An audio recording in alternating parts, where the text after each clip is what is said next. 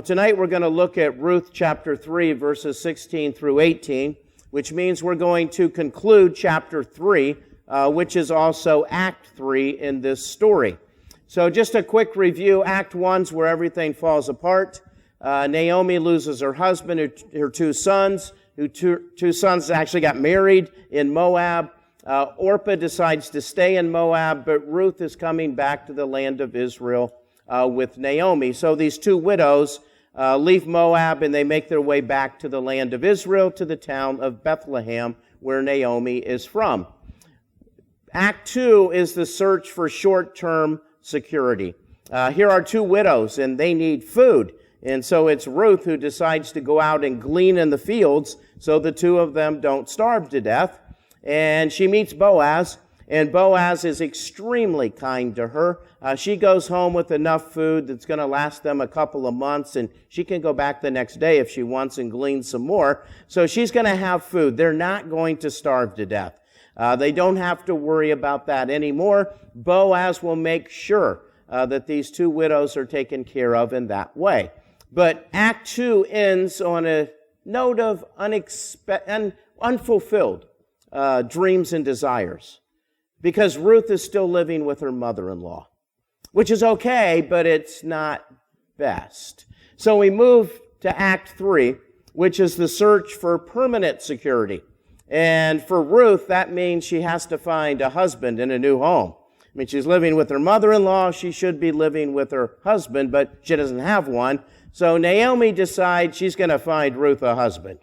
And that becomes her plot, her scheme. And what a clever scheme it was here in Act chapter 3. In chapter 3, verses 1 through 5, that's when Naomi lays out the plan. A very clever plan. Ruth is to sneak out before they close the gates at night. She's to go down to the fields at the threshing floor where only the men are, and they're finishing up the harvesting. They're winnowing, which is the last step. And Ruth is to sneak down there, make sure nobody sees her, and then she's supposed to find Boaz. She knows who he is. She knows what he looks like. She's to find him, watch him, and then when he calls it a night, she's supposed to notice what tent or shelter he enters into to go to sleep. Because once he enters into that tent, she's to follow him.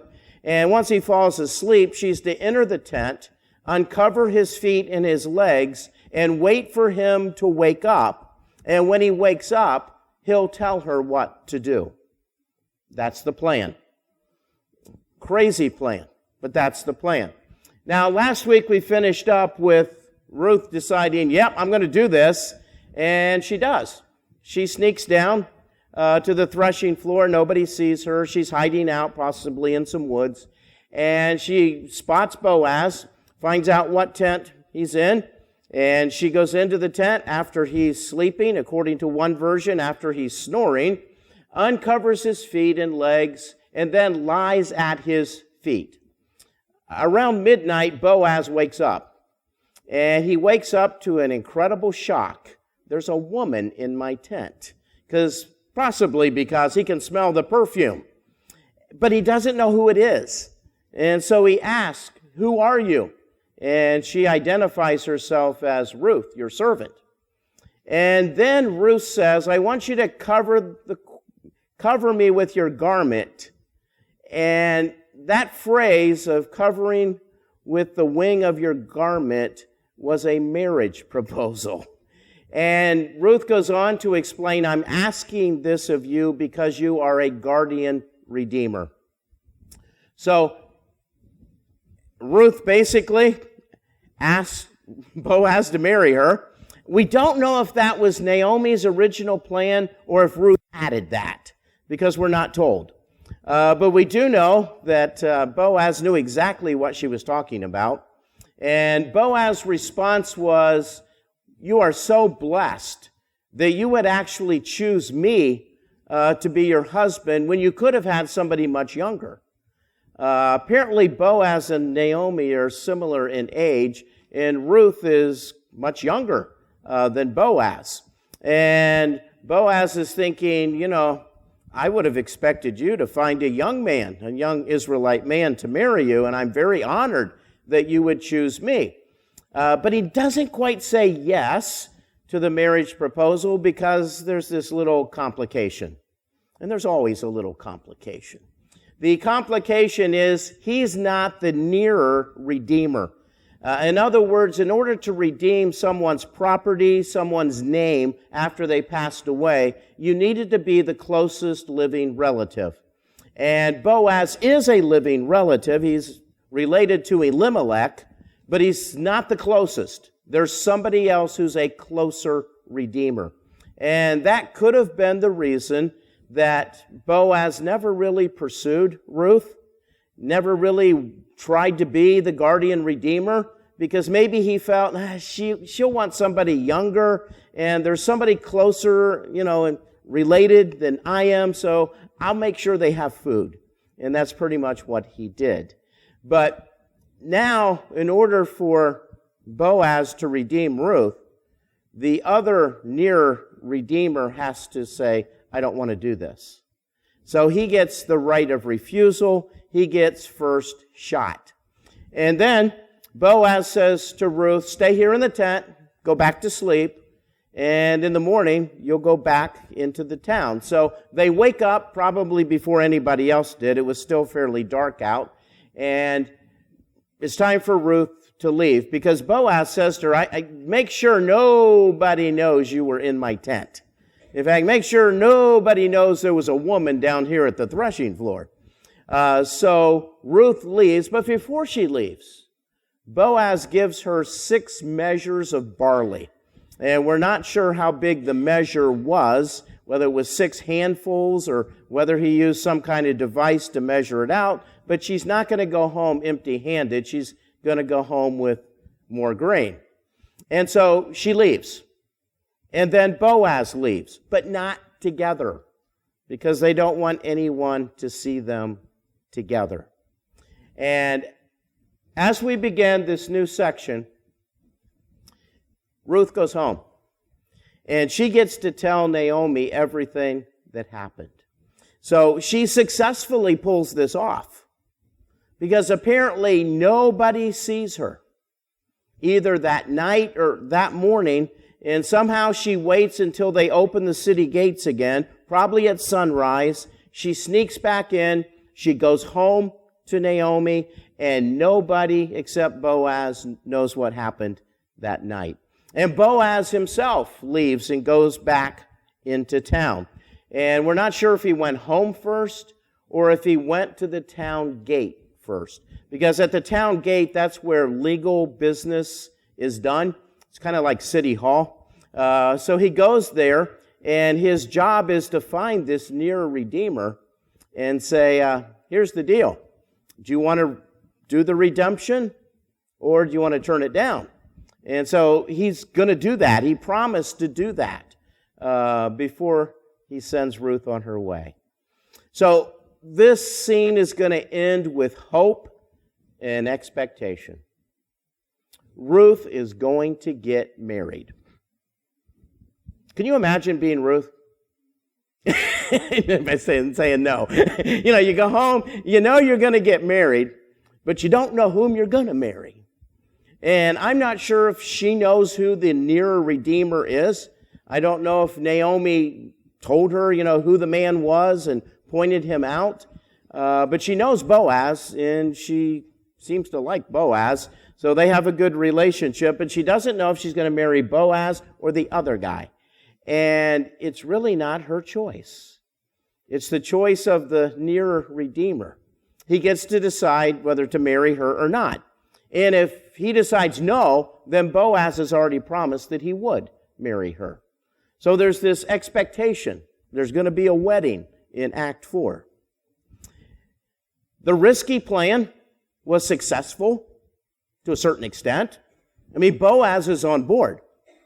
But there's the other guy too, and he has to make his choice. So Ruth returns home to her anxious mother-in-law to tell her the whole story of what happened that night.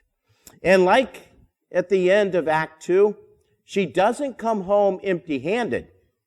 She comes home with all this grain as a gift from Boaz. Well, it all starts again in verse 16. When Ruth came to her mother-in-law, which means she made it home safely. She's alive. She didn't die.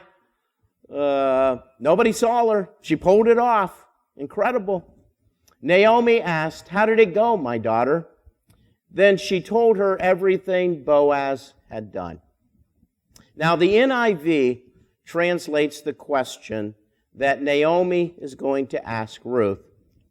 How did it go, my daughter? Literally, in the Hebrew, it reads, "Who are you, my daughter?" Which is a really strange thing for Naomi to ask. Especially when she says, "Who are you, my daughter?" Well, that kind of gave it away as to who she thinks it is.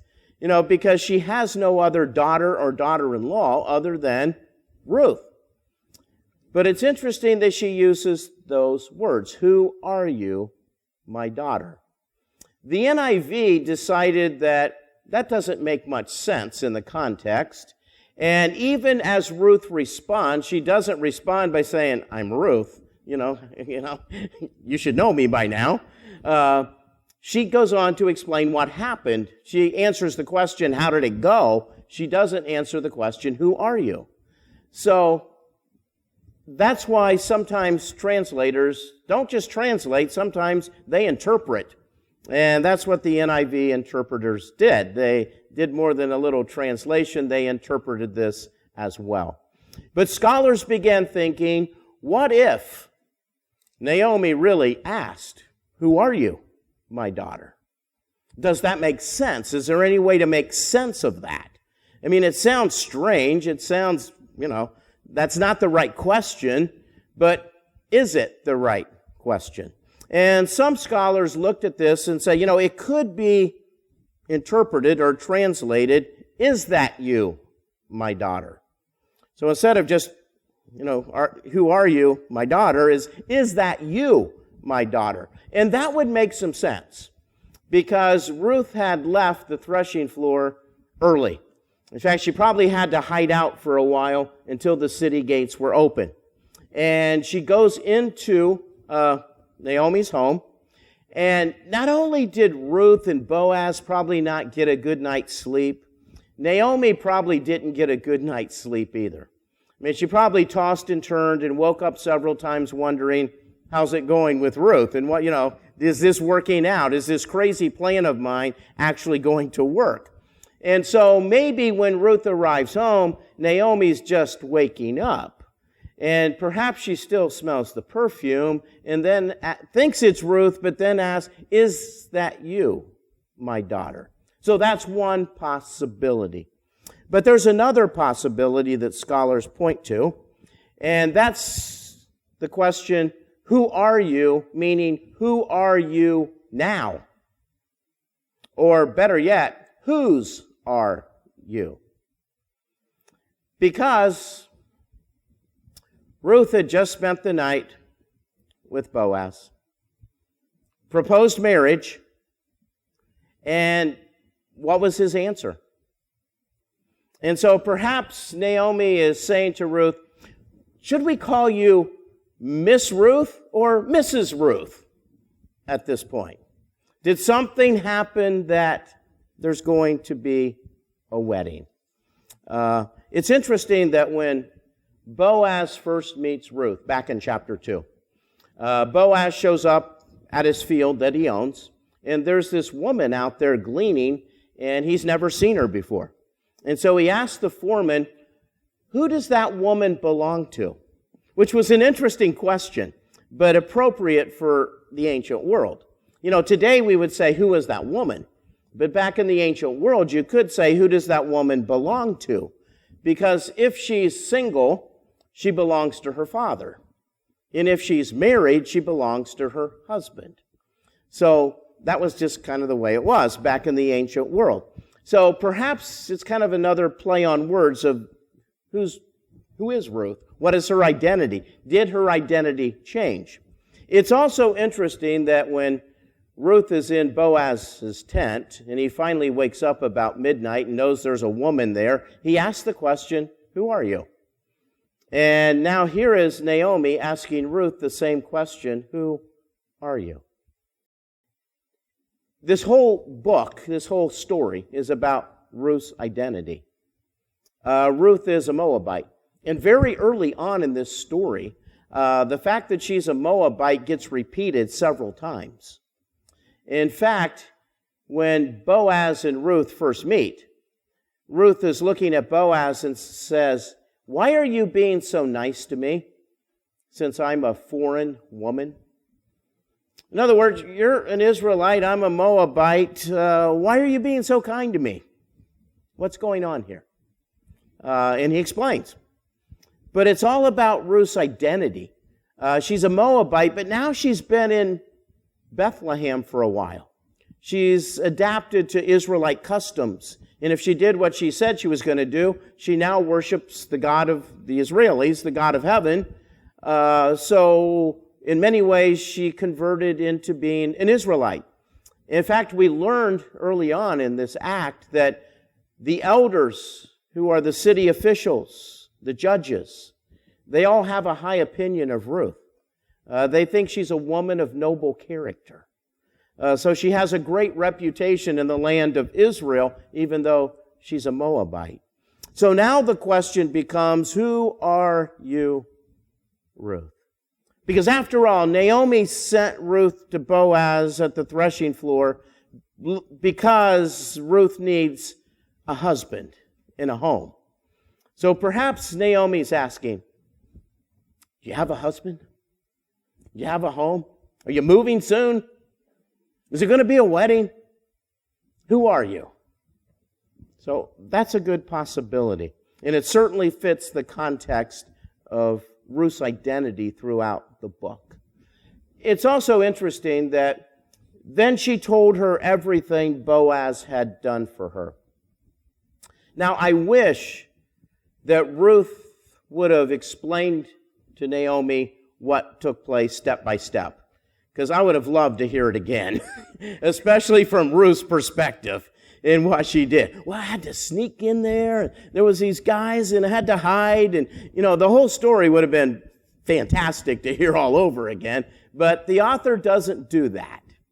The author is just simply going to rely upon what we know and what happened to Ruth that night, and he's not going to repeat the details.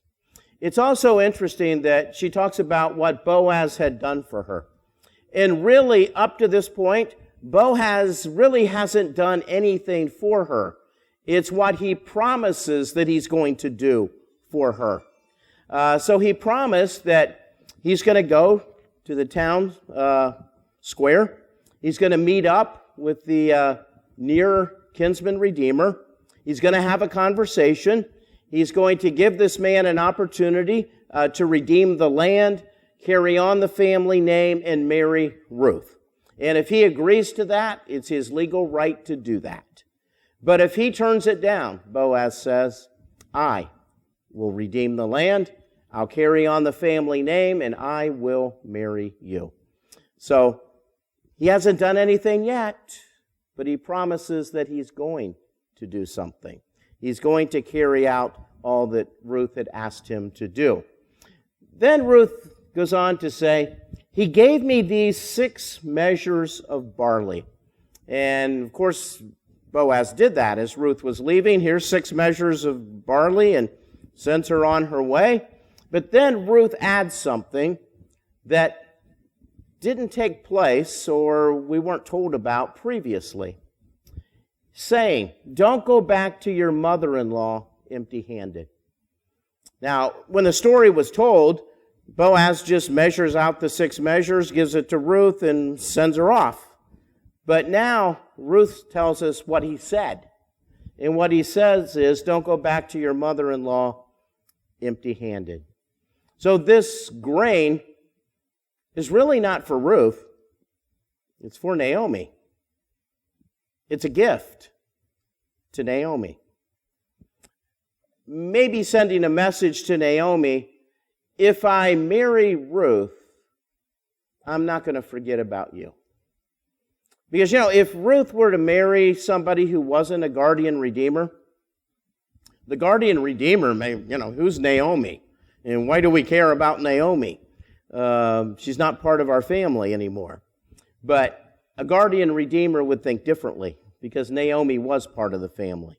And so maybe this is a message to her saying, if this works, there's no need to worry because you'll always be taken care of. Now, it does send a couple of messages, and one is appreciation for Naomi's plan. Because Boaz, by this time, has figured out he's been set up. I mean, he wasn't part of the plan. This was Naomi's plan, and Ruth pulled it off, but Boaz was kind of taken by surprise with the whole thing. And in many ways, his hand was forced by what Ruth said to him. Because Boaz had been going on, he's going to take care of them, materially. They'll never want for anything. He's more than willing to supply them with anything they need. But he had never really considered being the guardian redeemer. He knew somebody was ahead of him, and that meant that, hey, it's really not my responsibility. I'll make sure, the two ladies are taken care of, but beyond that, I'm really not going to do anything. And plus, he may be thinking, I'm really too old for Ruth, and she wouldn't be interested in me, and I don't want to, put my reputation on the line and, hint in that direction and have her look at me and go, you're an old man. I'm really not interested in you. So he didn't want that to happen. So he kind of backed off. But now, Naomi did what he was not willing to do. And that's make everybody put their cards on the table. And Boaz is glad that he did, because he's more than willing to marry Ruth. Also, by giving her this grain, it's the idea that he is showing honor to her. And showing honor was something very important in that society. You wanted to honor people. So by sending the grain home for Naomi, that Ruth doesn't return empty-handed, he is honoring Naomi as well. There's also this interesting principle called reciprocity. And we saw this before in the relationship between Boaz and Ruth. Because when Ruth asked, why are you being kind to me? Boaz's answer is, I'm being kind to you because you were so kind to Naomi. In other words, you did a kind thing and I'm returning the favor. Well, Boaz once again is returning the favor. Naomi, you sent Ruth to me, so I'm going to send you some grain because I own all this grain and that's what I have, and I'm going to send you some more food. So it's in many ways he's returning the favor in the best way that he can by sending the grain. So in many ways this is kind of like a down payment. It's a guarantee that he's going to keep his word. And if the near Redeemer doesn't marry Ruth, he's going to do that. Which brings us to verse 18, when Naomi said, wait, my daughter, until you find out what happens. So, Naomi hears everything Ruth says, and she's confident. Boaz is going to do the right thing. So the only thing we can do now is wait.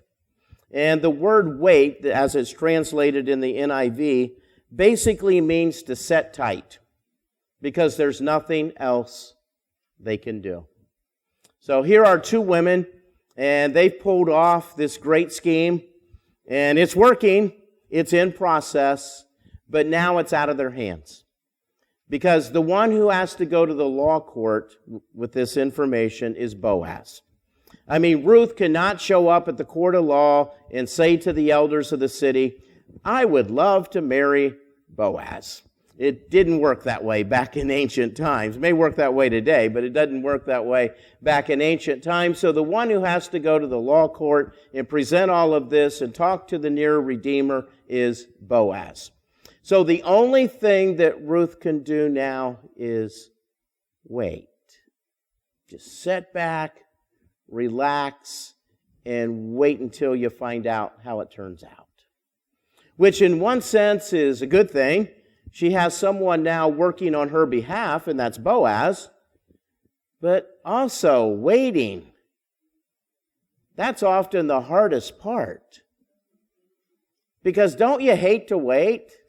I mean, I'm sure I'm not the only one in the room who really hates to wait. But often in life, we have to wait, don't we? I mean, for someone in high school who's about ready to go to college and they apply to a university and they send in all the paperwork, and now you have to wait for that letter in the mail. It's either an acceptance letter or a rejection letter. Also, if you are looking for a job, you fill out your resume, you have an interview, and they say, we'll get back with you. So you have to wait until the phone rings and it's them. Or you go in for a scan. You know, whether it's MRI or a CT scan, some kind of scan, and, you're kind of anxious about the whole thing, and you go in and you're done with it, and they say, oh, your doctor will be getting back in touch with you. And so you have to wait. I mean, you want the answer right away, but you have to wait. Works that way if you apply for a loan. Works that way if you put your house up for sale. You have to wait till the buyer comes along. Then you can sell your house.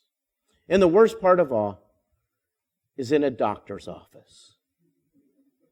You have a 10 o'clock appointment. And you're hoping that you can see the doctor by 10:05 at the latest. But you check in at the desk and they tell you to wait. And so you're in the waiting room and you start looking in the faces of other people, and they've got that blank stare on their face as well because they're waiting too. And then finally they call your name and you're excited, and you go back, and it's either a nurse or an assistant, and they take your vitals and they check your blood pressure, which of course is up because you're going to see a doctor. And, then they ask you all the questions, and then they leave you in this room and tell you the doctor will be in shortly. And there you sat, looking at the posters on the wall, reading them, hoping that all those diseases on the wall are not what you have. And you have to just sit there until the doctor finally shows up. We have to wait a lot. And now Ruth can do nothing but wait. There's nothing else she can do. It's interesting, for the man will not rest until the matter is settled today. It's interesting, obviously she's talking about Boaz, but she doesn't even call him by name, she calls him the man. Because in ancient legal systems, the one who goes to court is the man. So Ruth can't go to court, the man has to go to court, the man has to present the case, and the men have to decide among themselves who's going to marry Ruth. Wow, you just have to sit there.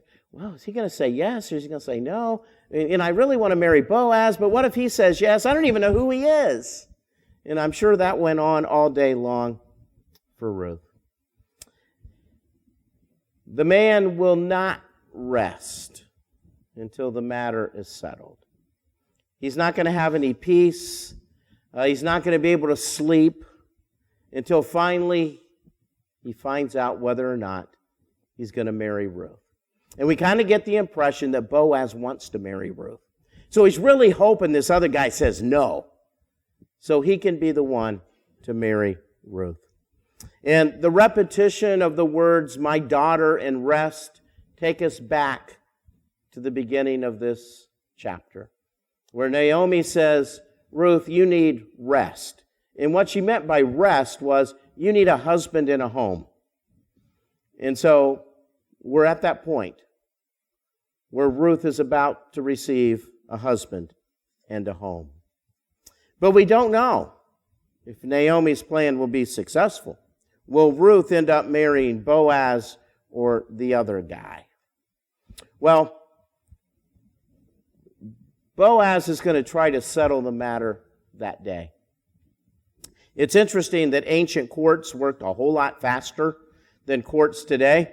I mean, today you'd have to file, a form, and then they'll get back with you, and then somebody could delay, and the guardian redeemer says, I just need a couple months to think about this, and that would delay it more, and then there's another delay, and I need more evidence, so there's another delay, and 3 years later maybe they can resolve this thing.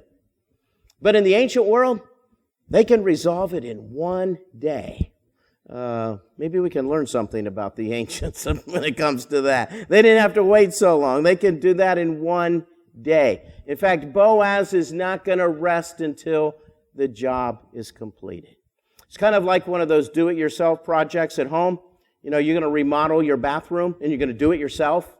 And of course, it's going to take 2 to 3 times longer than what you thought it was going to take. But you're going to stick at it. Stick with it. You're not going to give up. You're not going to quit until it's done.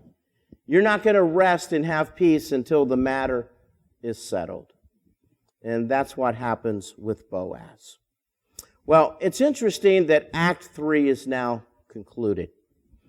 And for the last 2 acts, it's been about Naomi. It's been about Ruth. It's been about their conversations. But it's interesting that in Act 4, Ruth does not speak a word.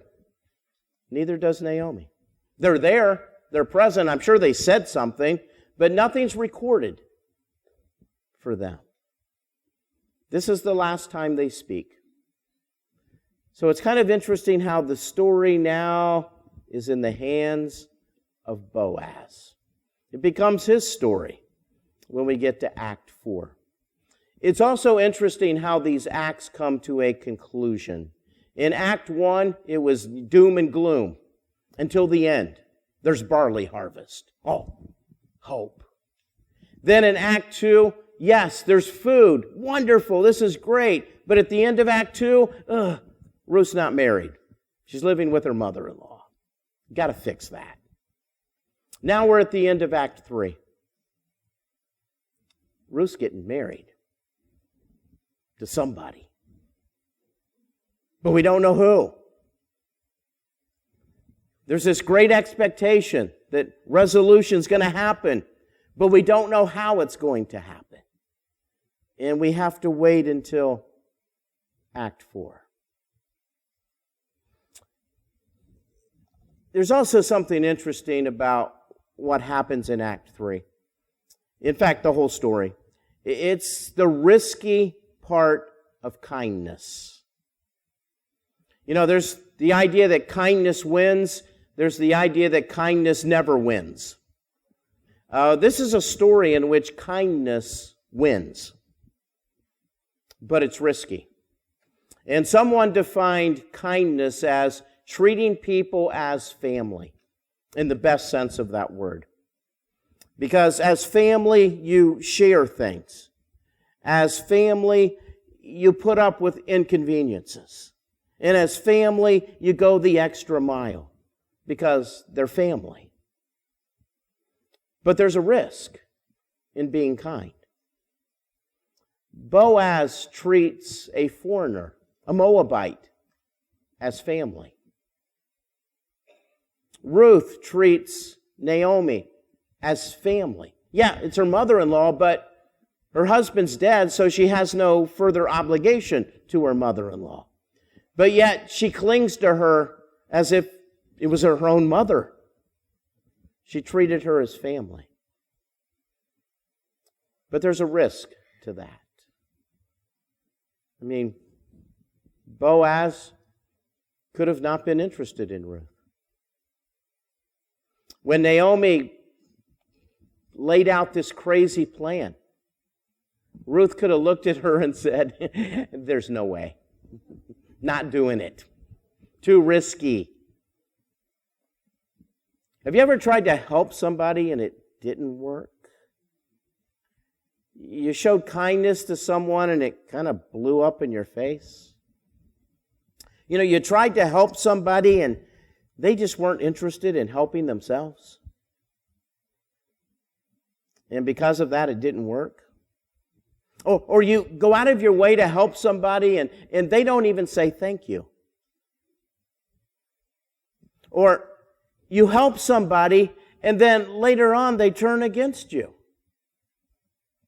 and say terrible things about you. Kindness is risky.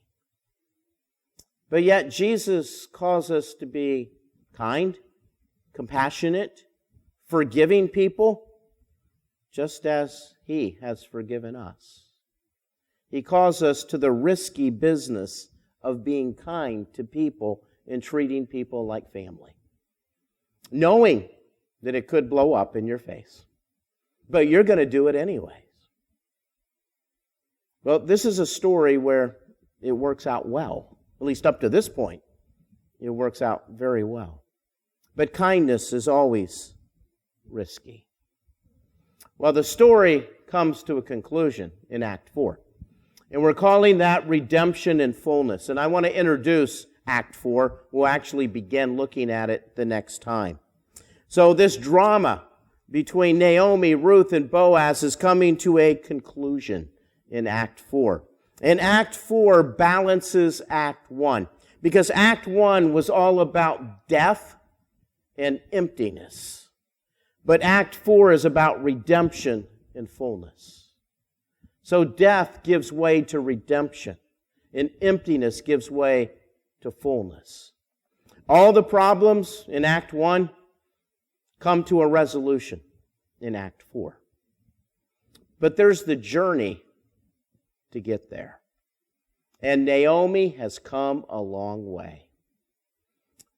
She journeyed to Moab, spent at least 10 years there. She journeyed back home. She experienced fullness at one point in her life. She had a husband. She had 2 boys. She had it made in the ancient world. She had a reason to hold her head high. But then her husband dies. Then her children die. And now she's empty, destitute, and shamed. But as we enter into Act 4, she's on the verge of fullness again. She's on the verge of security and inclusion. Her permanent honor and dignity are about to be restored. In fact, they will be restored in a way that's beyond what even she could imagine. And I'll explain that when we get there. Incredible story of what takes place. And it's a reminder in our own lives that we go through those things too. But we have to believe that death and emptiness are going to be replaced with redemption and fullness. Well, Act 4 moves rather quickly. It's linear in terms of how it moves. It'll progress from one scene to the next. There's a long scene in verses 1 through 12 and 2 shorter scenes in verses 13 through 22. There are 2 lingering questions left over at the end of Act 3. And one is, will Naomi be looked after and provided for? That's the question. I mean, if the other guardian redeemer marries Ruth, will the other guardian redeemer take care of Naomi? And then there's Ruth. Who will she marry at the end? It's kind of like the Bachelorette. You know, who's she going to choose at the end? Huh? There's 2 left. You know, season finale. Which one will she choose? Well, I'll give you a preview, and you've probably already read it. But in chapter 4, verses 1 through 12, and again, there's 3 scenes. This is scene 1. Boaz, the other guardian redeemer, is there. There are also witnesses, the elders. They meet at the town gate. There's going to be a court session, and a decision will be made. And then there's Boaz, Ruth, and Naomi, Obed, who's a new character, and the town women. And this will take place at the home of Boaz and Ruth. And Naomi and the women will dialogue, but Naomi won't say anything. It's what the women say to her that's very important, which that's what mattered to her anyways. It's no longer shame, it's honor. And then finally there's Boaz's extended family. And it's basically a genealogy. And even though genealogies are not very exciting to read, the conclusion of this one is eye-opening. It's the beginning of a royal line in Israel. Not only is Naomi's family rescued, the nation of Israel is rescued. And Naomi and Ruth find themselves in the middle of it. Wow. That's a story. Well, that's the story in chapter 4. And we'll pick up there after Thanksgiving and go through that chapter. There's a lot of great lessons in Act 4 as well. Well, Heavenly Father, thank you for this incredible story. It's a story in which kindness wins. And Father, you have called us to be kind, compassionate, patient with people. And Father, may we live that out with people, knowing that kindness can win, that kindness doesn't always lose, that because of your grace and because of what you're doing, kindness can truly win.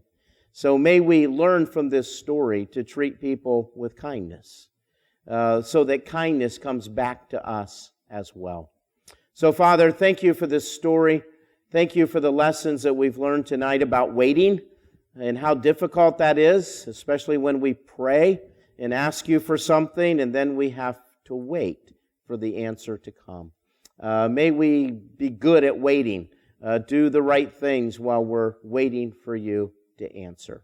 So, Father, I thank you as we approach Thanksgiving season. Thank you for all that you've done for us. Thank you for our church family here and the relationships that we have here and the love that we have for one another. Thank you for what you've put together and what you're planning to do in the future as well. I pray all of these things in Jesus' name. Amen.